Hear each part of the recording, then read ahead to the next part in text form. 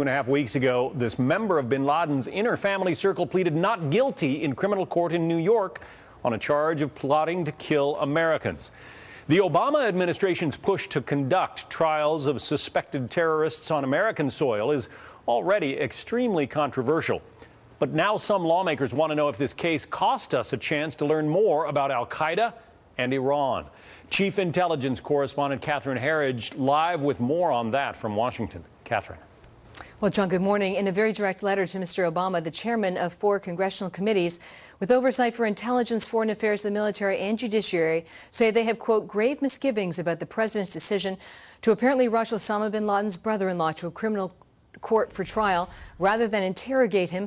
Suleiman Bougaith maintained a close relationship with Osama bin Laden and after 9/11 fled to Iran, and the 4 committee chairmen believe he has information about al-Qaeda's relationship with Iran, its evolving strategy and capabilities. The letter reads in part, quote, the failure to provide an adequate mechanism for the United States to acquire sensitive intelligence information from Bougaith prior to Mirandizing him and bring him to criminal court suggests a fundamental lack of a coherent security strategy.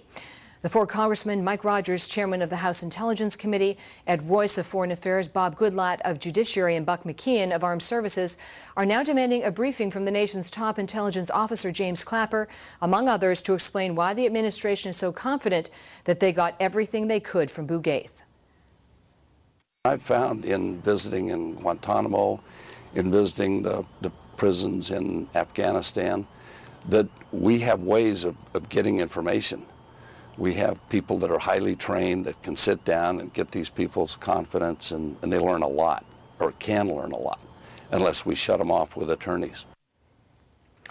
What prosecutors presented in court earlier this month about Bougaith is that he had given a 22-page statement.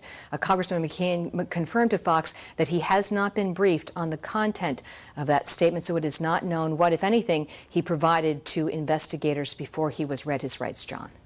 Interesting. Catherine Herridge in Washington, thank you.